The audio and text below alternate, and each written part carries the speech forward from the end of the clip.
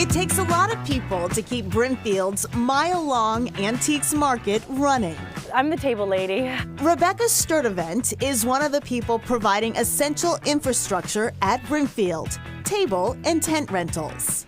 Not a lot of people bring tables or tents. Every inch that you save in your vehicle is an inch of merchandise that you can bring and sell. She takes orders months in advance and sets up in the fields in the days leading up to the shows. It takes about a week and a half to 2 weeks to get tents going and pop them up, stake them down, nice and tight like a guitar string. Park in between my lines for me.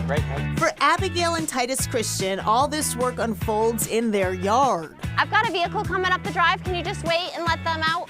The couple turns their property into a paid parking lot. It's a real busy, crazy 3 weeks out of the year. Their days start at 5 a.m. and don't stop until the evening. We fill up at Before around 9. There's always people coming in and out because some people want to just see select things. So they're going to move out quickly in the morning and then they wait on the roads like vultures trying to make sure that they get a spot. There are thousands of vendors here from all over the country. Many have been coming for decades. And there's a new generation joining the world of antiques. Yeah, so I'm 26, I live in Southie, and I kind of, gained my fame through TikTok. What TikTok did you guys see? Hard not to leave with these retro bad boys. A pandemic hobby led to a new business for Ellie Bisco and her mom, Terry. They've been hunting through antique stores together for decades. When she was little, I would, drag her around with me, and she liked it. All that experience came in handy when Ellie got her own place. As she searched for items for her condo, she shared her experience on social media. Also stopped by a hole-in-the-wall antique store down the road called Home Again. During COVID, I used to go to all the antique stores around Massachusetts and, show kind of my hauls and promote these small businesses. Off to Lawrence we go, and businesses noticed. One of my first videos was Canal Street Antiques in Lawrence and got like 15,000 likes, and they had the biggest sales they've had in 20 years after that. They went up to one of the young people in the store and was like, what's going on here? Why do we have all these 20-somethings in the store? And they're buying. So many people's responses on her platforms are, oh my God, I didn't even know that was there.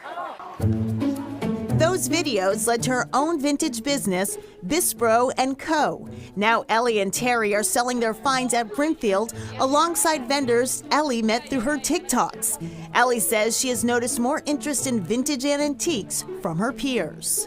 Artwork is a huge thing. Vintage posters, maps. People are liking knick-knacky stuff, candlestick holders. Things like that are really what's going off the shelves. People my age, they want to be purposeful with what they're buying. They don't want something that's just going to go in a junkyard in 4 years. When Brimfield shut down in 2020 because of the pandemic, it opened some new doors for longtime participants. We bought this show in January of 2020, just in time for the pandemic. That was like somebody taking a knife and stabbing me in the heart. So in May of 2020, Clea Ververidis did what so many other business owners did. She took Brimfield antique shows online. What if we try to do it online by having people individually set up either in their driveways or in their living rooms and go live on our Facebook page? And initially I thought we would have about 10 or 20 people, but we ended up with over 200 people wanting to do it. Beth Melfi takes materials from old textile mills and repurposes them into furniture and decor.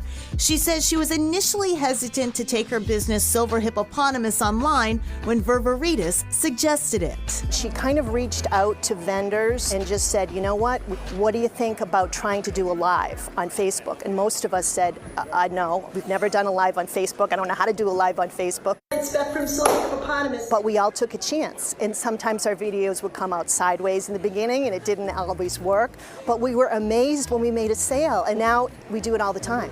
So it was just out of necessity, but it was all the push we needed.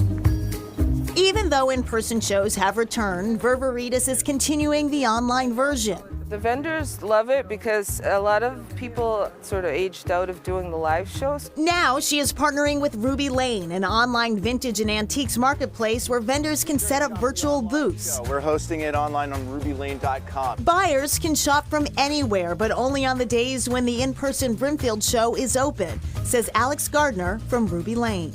We actually doubled our vendor participation. The online shows just keep growing. There's always the other side of buyer's remorse. So when you get home, you're like, oh my God, why didn't I pull the trigger in that thing?